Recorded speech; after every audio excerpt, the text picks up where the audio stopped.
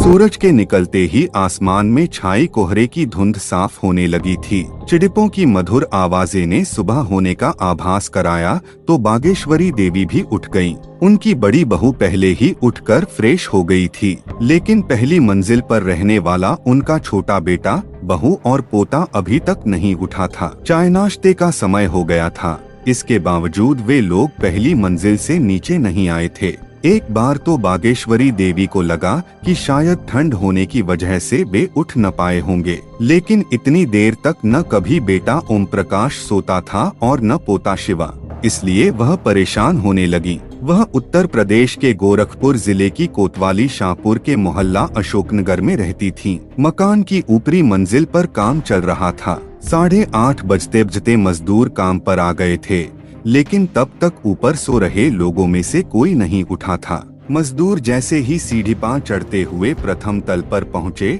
उन्हें कमरे के अंदर से दरवाजे के जोर जोर से थपथपाने और औरत के चिल्लाने की आवाज सुनाई पड़ी। एक मजदूर ने जल्दी से दरवाजे की बाहर से लगी सिटकनी खोल दी। अंदर से घर की छोटी बहू अर्चना तेजी से बाहर निकली और सीधे सामने वाले कमरे की तरफ भागी। उसे इस तरह भागकर कमरे में जाते देख मजदूर हैरान रह गए। अर्चना ने जैसे ही दरवाजे पर हाथ रखा, दरवाजा खुल गया। अंदर का दिल दहला देने वाला नजारा देखकर उसके पांव चौखट पर ही जम गए और वह जोर से चीखी। उस कमरे में बेड पर ओम प्रकाश की लाश चित पड़ी थी। फर्श पर खून ही खून फैला था। उन्हीं के बगल 4 साल के मासूम बेटे शिवा की भी लाश पड़ी थी। दोनों लाशें देखकर ही अर्चना जोर से चीखी थी। बाप बेटे की लाशें देखकर मजदूरों के भी हाथ पांव फूल गए। अर्चना रोती चीखती नीचे सास बागेश्वरी देवी के पास पहुंची। बहू के मुंह से बेटे और पोते की हत्या की बात सुन उनका पूरा बदन कांपने लगा। घर में रोना पीटना मच गया। दोनों की आवाजें सुनकर पड़ोसी भी आ गए। जैसे जैसे यह खबर मोहल्ले में फैलती गई, लोग बागेश्वरी देवी के घर इकट्ठा होने लगे। बागेश्वरी देवी की बड़ी बहू ने फोन द्वारा इस घटना की सूचना अपने पति राजकुमार को दे दी। वह उत्तर प्रदेश पुलिस में इंस्पेक्टर थे। छोटे भाई और भतीजे की हत्या की बात सुनकर वह भी सन्न रह गए। उन्होंने कोतवाली शाहपुर के प्रभारी आनंद प्रकाश शुक्ला को फोन द्वारा घटना की जानकारी दे दी। इंस्पेक्टर आनंद प्रकाश शुक्ला तुरंत SI Ramkripal Yadav, SI Vimlendra Kumar, constable Santosh Kumar, Ram Vinay Singh, Shivanand Upadhyay और जनार्दन पांडे को साथ लेकर अशोकनगर स्थित राजकुमार यादव के घर पहुंच गए। मृतक ओम प्रकाश यादव के ससुर दीपचंद यादव राज्य के मुख्यमंत्री अखिलेश यादव के पीएसओ थे। उन्हें जब घटना की जानकारी मिली तो उन्होंने गोरखपुर रेंज के आईजीपीसी मीणा को फोन किया। इसके बाद तो IGPC Meena, DIG RK Chaturvedi, SSP Luv Kumar, SP Hemant Kutiyar, CO Kamal Kishore, crime branch, STF की टीम, डॉग स्क्वाड और फोरेंसिक टीम वहां पहुंच गयी। थोड़ी ही देर में अशोकनगर पुलिस छावनी में तब्दील हो गया। पुलिस ने बड़ी बारीकी से घटनास्थल की जांच की। जिस कमरे में दोनों लाशें पड़ी थीं, वहीं बेड के पास खून से सना एक हथौड़ा और एक कूदने वाली रस्सी पड़ी थी। लाशें देखकर ही लग रहा था कि हत्यारे ने हथौड़े से ओम प्रकाश की हत्या की थी, जबकि उनके बेटे का रस्सी से गला घोंटा था। पुलिस ने दोनों सामानों को कब्जे में ले लिया। सभी को यह बात परेशान कर रही थी कि आखिर बच्चे की हत्या क्यों की गई। पुलिस की नजर जब कमरे के दरवाजे की सिटकनी पर पड़ी तो दरवाजे पर सिटकनी तोड़े जैसा कोई निशान नहीं था। देखकर लग रहा था कि किसी ने सिटकनी के पेंच खोलकर उसे फर्श पर रख दिया था। जबकि पूछताछ में अर्चना ने बताया था कि उसके पति अंदर से सिटकनी बंद करके सोए थे। उसने यह भी कहा था कि लूटपाट का विरोध करने पर लुटेरों ने हथौड़े से उसके पति की हत्या की होगी। उसी समय बच्चा जा गया होगा, तब पहचाने जाने के डर से उन्होंने बच्चे को भी मार दिया होगा। लूटपाट के दौरान खटपट की आवाज सुनकर वह आ न जाए, इसलिए बदमाशों ने उसके कमरे की सिटकनी बाहर से बंद कर दी थी। अर्चना का बयान पुलिस को कुछ अजीब लग रहा था। बागेश्वरी देवी के बड़े बेटे इंस्पेक्टर राजकुमार आ गए तो वह उस कमरे में गए जहां दोनों लाशें पड़ी थीं। उन्होंने भी कमरे का निरीक्षण किया। उन्हें भी साफ लग रहा था कि यह लूट का मामला नहीं है। पुलिस ने घटनास्थल की कार्रवाई पूरी करने के बाद दोनों लाशों को पोस्टमार्टम के लिए भिजवा दिया। मृतक की मां बागेश्वरी देवी की तहरीर पर पुलिस ने अज्ञात के खिलाफ दोनों हत्याओं का मुकदमा दर्ज कर लिया। तकरीबन 7 साल पहले की बात है। यह मामला एक तो विभागीय था, दूसरे बात मुख्यमंत्री तक पहुंच चुकी थी। इसलिए उसी दिन शाम को आईजीपीसी मीना, एसएसपी लव कुमार ने SP city Hemant Kutiyar, SP crime branch Manik Chand और सीओ कैंट कमल किशोर को बुलाकर विचार विमर्श करने के साथ इस केस का जल्द से जल्द खुलासा करने के निर्देश दिए। एसएसपी लव कुमार के निर्देश पर थाना प्रभारी आनंद प्रकाश शुक्ला ने सबसे पहले मृतक ओम प्रकाश और उनकी पत्नी अर्चना के मोबाइल नंबरों की कॉल डिटेल्स निकलवाई। ओम प्रकाश की कॉल डिटेल्स से तो कुछ खास नहीं मिला, लेकिन अर्चना की कॉल डिटेल्स चौंकाने वाली थी। रात 12:30 से 1:30 बजे के बीच उसने एक नंबर पर कई फोन किए थे। जांच में पता चला कि वह नंबर फिरोजाबाद जिले के स्वामीनगर के रहने वाले अजय कुमार यादव का था और उसके फोन की लोकेशन दोपहर के बाद से लेकर उस समय तक गोरखपुर की थी। यही नहीं, इसके पहले भी उस नंबर पर अर्चना की दिन में कई बार लंबी बातें होती रही थीं। सारा माजरा पुलिस की समझ में आ गया। अर्चना शक के दायरे में आ गई, लेकिन पुलिस ने इस बात का एहसास किसी को नहीं होने दिया। अजय कुमार गोरखपुर में ही था, लेकिन पुलिस के पास उसका कोई फोटो नहीं था जिससे उसे पहचाना जा सके। अजय कुमार के फोटो के लिए पुलिस ने सोशल साइट फेसबुक खंगाली तो उसमें उसका फोटो मिल गया, लेकिन फेसबुक पर पड़े उसके फोटो देखकर एक बारगी पुलिस को झटका सा लगा, क्योंकि एक फोटो में वह समाजवादी पार्टी के सुप्रीमो मुलायम सिंह यादव के साथ बैठक में था, तो दूसरे फोटो में मुख्यमंत्री अखिलेश यादव से हाथ मिला रहा था। उन्होंने यह बात एसएसपी लव कुमार को बताई तो उन्होंने कहा कि स्थितियों से साफ लगता है कि इन हत्याओं में उसी का हाथ है, इसलिए उसे तुरंत गिरफ्तार करो। देर होने पर वह हाथ से निकल सकता है। मोबाइल की लोकेशन से पुलिस को पता चल गया था कि अजय कुमार बस अड्डे पर है। पुलिस को फोटो मिल ही गया था, इसलिए 22 जनवरी की सुबह पुलिस ने बस अड्डे को घेर लिया। बस अड्डे पर भारी मात्रा में पुलिस बल देखकर अजय ने भागने की कोशिश तो की, लेकिन वह भाग नहीं सका। पुलिस उसे पकड़कर सीधे शाहपुर कोतवाली ले आई। अजय कुमार के पकड़े जाने की सूचना मिलते ही एसएसपी लव कुमार और एसपी सिटी हेमंत कुटियार थाने आ गए। अजय ने खुद को समाजवादी पार्टी का नेता बताते हुए बिना वजह थाने लाए जाने पर रौब तो खूब झाड़ा, लेकिन जब उसके सामने कॉल डिटेल्स रखी गई तो उसकी सारी हैकड़ी निकल गई। रुआंसी आवाज में हाथ जोड़कर उसने पुलिस अधिकारियों के सामने गिड़गिड़ाते हुए कहा, सर, मुझसे बहुत बड़ी गलती हो गई। अर्चना की बातों में आकर मुझसे यह अपराध हो गया।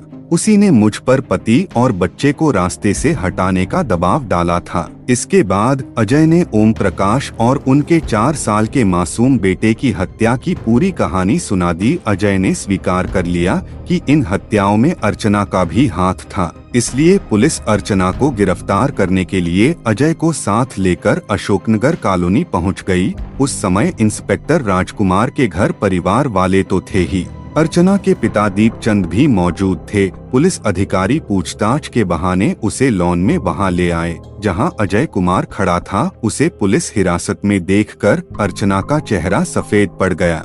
अजय को देखकर अर्चना समझ गई कि उसका खेल खत्म हो गया है।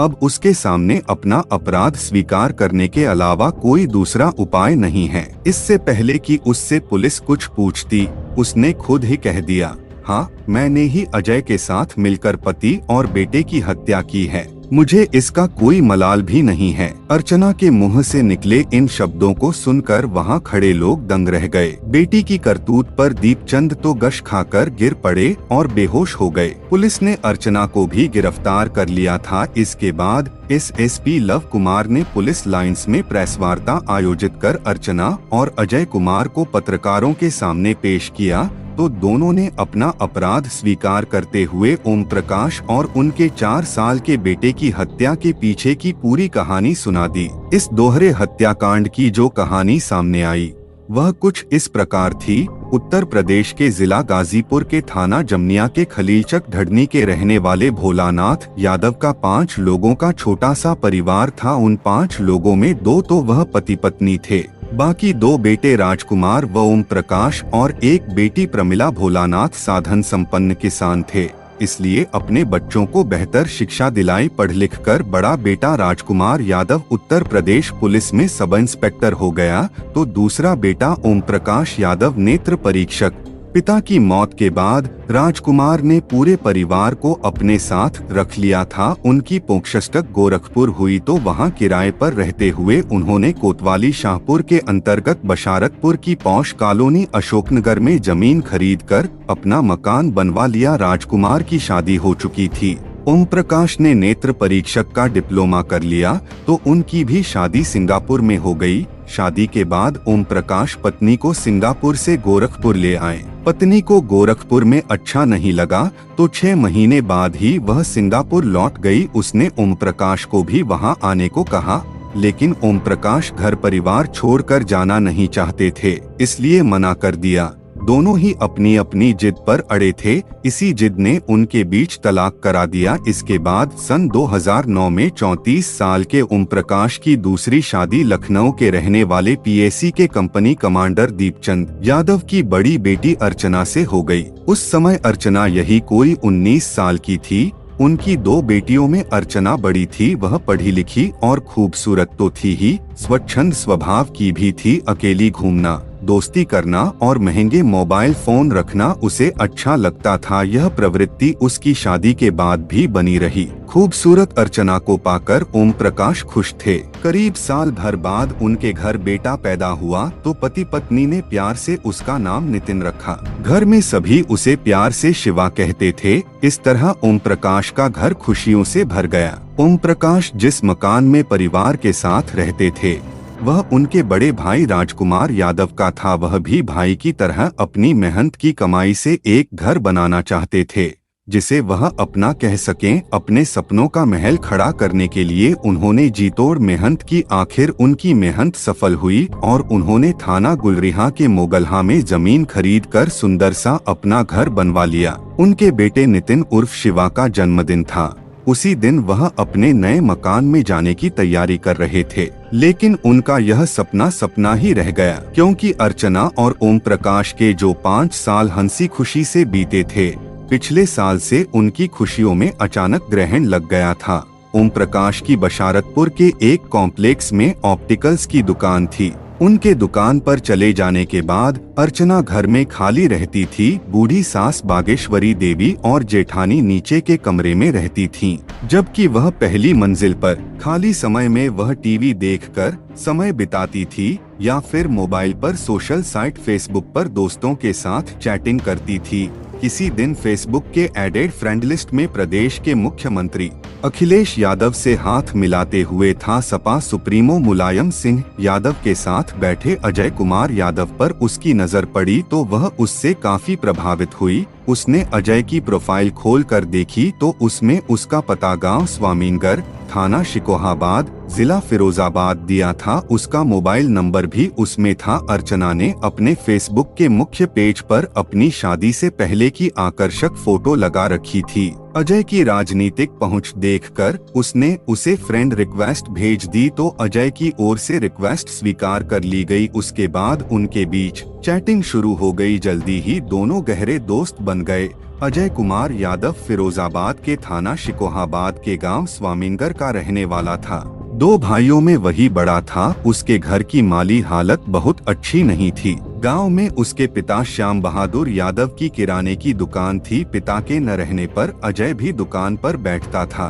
उसकी शादी भी हो चुकी थी। पत्नी काफी खर्चीली थी, जबकि उसके खर्च पूरे करने का अजय के पास कोई साधन नहीं था, इसलिए जल्दी ही दोनों में तलाक हो गया था। पत्नी के चले जाने के बाद अजय अकेला हो गया था। उसके बाद वह समाजवादी पार्टी से जुड़ गया और मेहनत की बदौलत जल्दी ही युवजन सभा में जिला स्तर का पद पा लिया। फिर तो उसका बड़े नेताओं के बीच उठना बैठना होने लगा। ऐसे में ही उसका फोटो सपा सुप्रीमो मुलायम सिंह यादव और प्रदेश के मुख्यमंत्री अखिलेश यादव के साथ भी खींच गया। जिसे उसने फेसबुक पर अपलोड कर दिया। इस फोटो को काफी लोगों ने लाइक किया। इसी दौरान अजय ने दूसरी शादी कर ली। दूसरी पत्नी से 2 बच्चे पैदा हुए, लेकिन दूसरी पत्नी से भी उसकी अनबन रहने लगी और वह भी नाराज होकर बच्चों के साथ मायके चली गई। यह 2 साल पहले की बात है। इधर पार्टी विरोधी गतिविधियों की वजह से अजय को पार्टी से निकाल दिया गया, लेकिन उसके उस फोटो को देखकर अर्चना तो उससे प्रभावित हो ही चुकी थी। अजय और अर्चना की दोस्ती होने के बाद जब तब उनकी फोन पर भी बातचीत होने लगी थी। जल्दी ही उनकी दोस्ती ने प्यार का रूप ले लिया। दोनों ही एक दूसरे को दिलोजान से चाहने लगे। इसी का नतीजा था कि अर्चना ने अजय को अपने मायके लखनऊ में मिलने के लिए, उसने उसे मायके में इसलिए बुलाया था ताकि मिलने में कोई बाधा उत्पन्न न हो। वहाँ माँ के अलावा घर में कोई और नहीं रहता था। पापा दिन में ड्यूटी पर चले जाते थे। छोटी बहन वंदना की शादी ही हो चुकी थी, वह अपनी ससुराल में रहती थी। पति से बहाना करके अर्चना बेटे को लेकर मायके आ गई। अजय उसके दिए पते पर लखनऊ पहुंच गया। अर्चना ने मां से अजय का परिचय पुराने दोस्त के रूप में कराया। इसके बाद दोनों एकांत में मिले तो खुद को रोक नहीं पाए और वासना के प्रवाह में ऐसे बहे कि मर्यादा भंग कर बैठे। अजय अर्चना से मिलकर फिरोजाबाद लौट गया तो अगले दिन अर्चना भी लखनऊ से गोरखपुर आ गई। इसके बाद उसने ओम प्रकाश को महत्व देना बंद कर दिया। वह हर घड़ी मोबाइल से ही चिपकी रहती। उसकी यह आदत न पति को अच्छी लग रही थी और न ही सास को। जब भी कोई उससे कुछ पूछता वह कोई बहाना बना देती। धीरे धीरे ओम प्रकाश को उस पर शक होने लगा। इस बीच अजय अर्चना से मिलने उसके ससुराल भी आने लगा था। सास बागेश्वरी देवी ने इस नए चेहरे को देखा तो पूछ बैठीं कि यह कौन है। तब उसने खुद को अर्चना का दूर का रिश्तेदार बता दिया था। वह अर्चना के सभी रिश्तेदारों को जानती थी। इतने दिनों बाद यह नया रिश्तेदार कौन आ गया, यह बात बागेश्वरी देवी के गले नहीं उतरी तो उन्होंने ओम प्रकाश से बात की। ओम प्रकाश ने जब अर्चना से अजय के बारे में पूछा तो अपनी गलती मानने के बजाय वह पति से लड़े पर आमादा हो गई। बस उसी दिन के बाद उनके रिश्ते में जो दरार पड़ी वह धीरे धीरे बढ़ती ही गई। पति पत्नी के बीच इतनी दूरियां बढ़ गईं कि लगभग रोज ही घर में महाभारत होने लगा। यही नहीं, दोनों अलग अलग कमरों में सोने लगे। ओम प्रकाश नितिन को लेकर सोता था, जबकि अर्चना दूसरे कमरे में अकेली सोती थी। एक तरह से अब अर्चना के लिए पति उसके प्रेम में रोड़ा बन रहा था। रोज रोज के झगड़े से वह ऊब चुकी थी। इसी का नतीजा था कि उसने पति को रास्ते से हटाने के लिए अजय से बात की। अजय उसके लिए कुछ भी करने को तैयार था, इसलिए वह उसका साथ देने के लिए राजी हो गया। पड़ोस में रवि राय के यहाँ सालगिरह का कार्यक्रम था, जिसमें ओम प्रकाश भी सपरिवार जाना था। यही दिन अर्चना को पति को रास्ते से हटाने के लिए उचित लगा। उसने अजय को फोन करके 20 जनवरी को गोरखपुर बुला लिया। 3 बजे दोपहर अजय गोरखपुर पहुंच गया। उस समय मकान में काम चल रहा था, इसलिए बागेश्वरी देवी ऊपर थीं। अर्चना ने पीछे की सीढ़ीपों से अजय को अपने कमरे में लाकर छिपा दिया। देर शाम ओम प्रकाश लौटे तो पत्नी से पार्टी में चलने को कहा। उस समय सिर दर्द का बहाना बनाकर अर्चना ने पार्टी में जाने से मना कर दिया। ओम प्रकाश ने भी जाने की जिद नहीं की, बेटे को तैयार किया और खुद भी तैयार होकर चले गए। पति के जाने के बाद अर्चना ने अजय को बाहर निकाला और उसे खिलाया पिलाया। ओम प्रकाश के लौटने का समय हुआ तो उसे फिर छिपा दिया। रात करीब 11 बजे ओम प्रकाश बेटे के साथ पार्टी से लौटे और बेटे के साथ अपने कमरे में सो गए। सोते समय उन्होंने दरवाजे की सिटकनी अंदर से बंद नहीं की। मजदूरों के जाने के बाद उनके औजारों से हथौड़ा निकालकर अर्चना ने अपने कमरे में पहले ही रख लिया था। बच्चों की कूदने वाली रस्सी भी उसने रख ली थी। अपनी इस योजना को वह किसी भी तरह से विफल नहीं होने देना चाहती थी। सबके सो जाने के बाद अर्चना रात 1 बजे के करीब दबे पांव अपने कमरे से निकली और पति के कमरे में गई। देखा कि बाप बेटे गहरी नींद में सो रहे हैं तो वापस आई और अजय को हथौड़ा और रस्सी थमाकर एक बार फिर पति के कमरे में आ गई। अर्चना ने उसे पति पर वार करने के लिए इशारा किया तो अजय ने हथौड़े से ओम प्रकाश के सिर पर पूरी ताकत से वार कर दिया। भरपूर वार से ओम प्रकाश भले ही चीख नहीं पाया, लेकिन शरीर ने तो हरकत की ही। जिससे नितिन जाग गया। पापा को मारते देख वह चिल्लाने लगा। अर्चना डर गई। दूसरी ओर संगमरमर के फर्श पर खून देखकर अजय भी कांप उठा। अर्चना ने अजय से बच्चे को खत्म करने को कहा तो अजय की हिम्मत जवाब दे गई। उसने मना किया तो भेद खुलने के डर से अर्चना कांप उठी। तब उसने खुद ही बेटे का गला पकड़ लिया। उस समय माँ की वह ममता भी नहीं जागी जिसके बारे में कहा जाता है कि माँ की ममता से बढ़कर इस दुनिया में कुछ भी नहीं है। माँ मर सकती है लेकिन अपने बच्चों को खरोंच तक नहीं आने दे सकती। लेकिन वासना में अंधी अर्चना ने बेटे को गला दबाकर मार दिया। पुलिस और घर वालों को गुमराह करने के लिए अर्चना ने घर का सामान बिखेर दिया। साथ ही सिटकनी खोलकर फर्श पर रख दी ताकि सभी को यही लगे कि लूट की नियत से सिटकनी तोड़कर अंदर आए लुटेरों ने ओम प्रकाश और नितिन की हत्या कर दी है। इसके बाद दोनों ने बाथरूम में जाकर खून से सने हाथ पैर धोए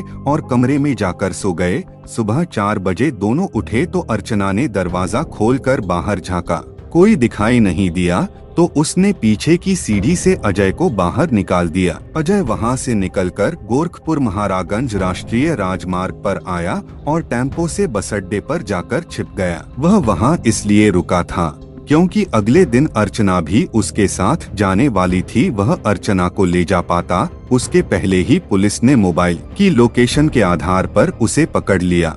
अर्चना ने प्रेमी अजय के साथ मिलकर जो किया उसकी सजा उसे अवश्य मिलेगी। अब उनकी बाकी की शज़दगी जेल की सलाखों के पीछे बीतेगी। लेकिन अर्चना को अभी भी अपने किए का दुख नहीं था। दोस्तों वीडियो कैसा था कमेंट में जरूर बताएं और जाते जाते वीडियो लाइक करें, चैनल सब्सक्राइब करें और ज्यादा से ज्यादा शेयर करें। मिलते हैं अगली वीडियो में, तब तक अपना ख्याल रखिए।